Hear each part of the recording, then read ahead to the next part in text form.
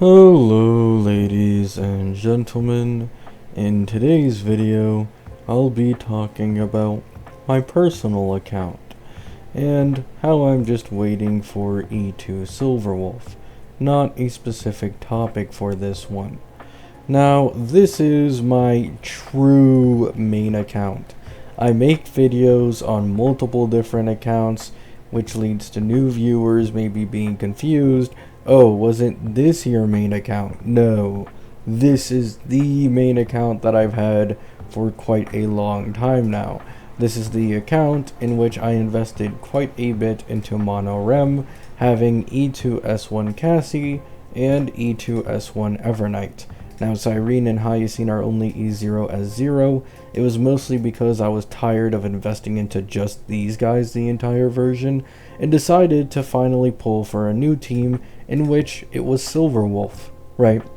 I thought I pulled the best Annie team in version 3, why not pull the Annie team again on the same account for version 4? So my current investment is E1S1 Yao Guang and E0S1 Silverwolf. Now, my Silverwolf as well has some pretty solid relics, nothing game-changing, but quite nice. As you can see, 33 subs right here. Sure, she isn't hitting the speed threshold. I'm just going to hope that Pearl has speed buffing in her base kit to make it easier to hit that 200 without sacrificing crit stats for her, right? But, yeah, I'm kind of just waiting for a Silverwolf rerun. The reason being is she ran in 4.2. She should be open for a rerun in 4.5 or 4.6. These are the most likely patches. If I were to be honest with myself, it is more likely that she reruns in 4.6 alongside Pearl, just so this game can try to milk you by surprising you with two characters who use the same team on the same patch. However, I am just here hoping that hopefully it's actually 4.5 where Silverwolf gets reran, because that would just be better for me. I currently have about 90 limited pulls. I also have like 50 something pity on the character banner, and I haven't even done any of the events this patch, nor the story, nor the exploration. So your boy has the rest of this patch's pulls, and then next patch's pulls as well if she reruns in 4.5 to get her E2, which is very likely considering the amount of pulls that I am able to get, right? The goal is to finally get that E2 and have an E2 S1 Silverwolf with Yao Guang, and then hopefully I'm also able to get Pearl in 4.6, which is going to be really exciting, really nice to see if I can actually get that. So yeah, just looking forward to investing into Pearl for this account. Now, a lot of people may ask, why is it that I don't have Sparksy? I've been asked this a few times because I like Sparkle a lot. And while I do like characters, and often I'll pull characters just off of, me liking them, Sparksy was not one of those characters, right? Obviously, Sparkle is like one of my favorite characters in the entirety of the game, and so Sparksy would be the same thing.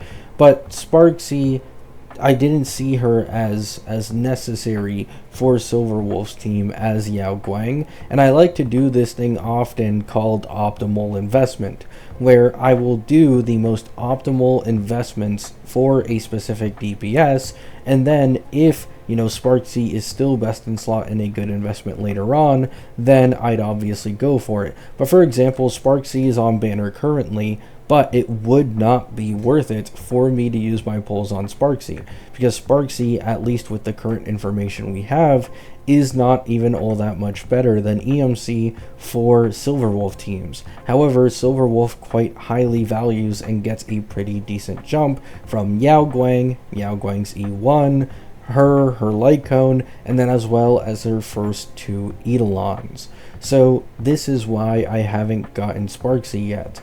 If by the end of this version, Sparksy is a solidified best in slot for this team, obviously I'd then end up pulling Sparksy. However, there are better investments for me to make currently in order to increase my Silverwolf's power, right? And I've used this philosophy with like every team I've invested into. As you can see very clearly, my investments on the REM team are E2S1 Cassie and E2S1 Evernight, which are the strongest Eidolon investments for this team, although E1 Hyacine and E2 Hyacine is also quite good, right? If you were to look at my Phanon accounts, a majority of them have him at E2, and then his supports may be lacking because I decided to go for his E2 instead. If you were to look at, let's say, the Fua team I'm building on my E6 Phanon account, that one is prioritizing getting E2 Emblade before really getting anything else. I've just always played games like this. I try to get that really, really good vertical investment on a team I really care about, just so I can make them last very, very, very long. And then after this, I'll likely pull, I don't know what I'd pull on this account, maybe Ellen, right? If I am lucky enough to be able to get E2 Silverwolf and then Pearl as well, I'm basically done with my two main hitting teams on this account, with like a 10 cost Mono Rem and an 8 cost Elation team. So I don't really know what my third team would be. I don't know if it'd be Ellen. I don't know if I'd wait until version 5's anniversary team, and then I'd have 3 anniversary teams as my main teams for this account. It's very interesting to think about, and I am looking forward to the future of this account, obviously. For anyone interested in my endgame clears, you know, if there's anyone out there, 6 out of 9 stars against the Knights, 3 out of 3, obviously, with my Mono Rem team. That's just obvious. Then you have full star clears on all these endgame modes. Now, it does seem like I haven't actually done Star Ward on all of them, which is interesting. I guess I was just too lazy to do Star Ward. It is what it is. But yeah, those are my endgame clears, my progress on this account. This account isn't free to play. I only have one account that's free to play, and that is my Anaxa one, right? So I have spent money on this account, trust me. Evernight costed me quite a lot, you know. She did cost me quite a lot. I think like $150 to get her E2, but it is what it is, right? I'm not angry at all. Now, I know what a lot of people might recommend for this account. You know, I myself have given her a lot of glaze. Robin SP. And yes, Robin SP would actually be a very good investment for my account, even if I don't necessarily need her. I've already listed all the reasons why she'd still be good anyways in my last video glazing her.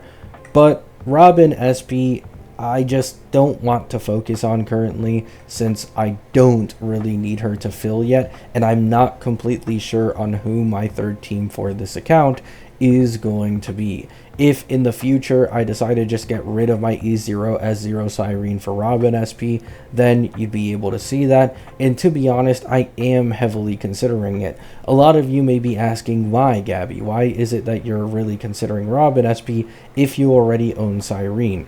Well, one, I do believe that Robin SP is stronger than Cyrene at the lower investments for, you know, the Mono Rem team.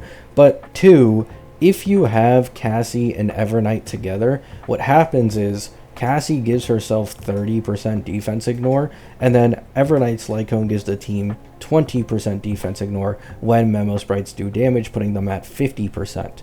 Robin gives 40%, and at E1 a max of 50% defense shred.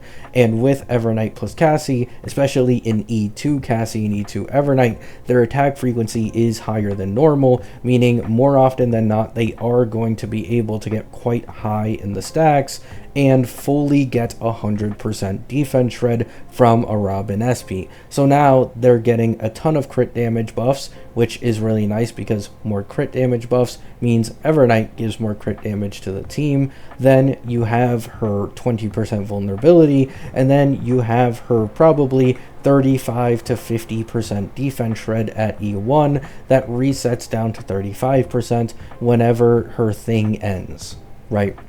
But nonetheless, her buffing capability is quite high. Alongside this, she's also able to give action advance and passively energy regen. However, the other thing is E2 actually works quite well in a Cassie Hyacine Evernight team, which is also a nice plus. right?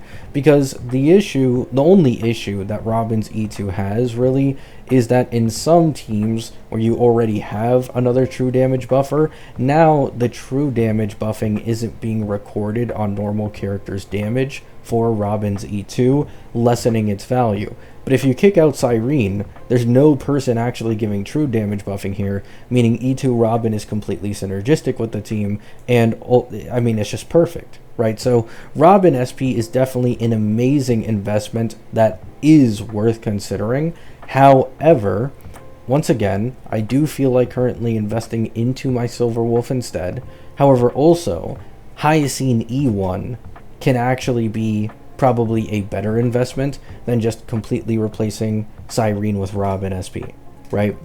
This E1 is pretty huge for Cassie charge, and making her E2 action advances more worth it, because what happens without E1 Hyacine quite often is, yeah, Cassie's E2 action advances her own action, which is cool, but 90% of the time, her turn is only like 10 or 15 of AV away, because it just takes too long in order to generate her ultimate. However, with this, getting passive healing every time allies attack, it would make it much easier to save significantly more AV with Cassie, resulting in more turns. E2 Hyacine as well is obviously also good. However, I do feel like E1 and Cassie teams is really the main prize there. So yeah, there's a lot for me to think about, and I kind of just wanted to make this video to let you guys see my kind of thought process when it comes to some of my accounts.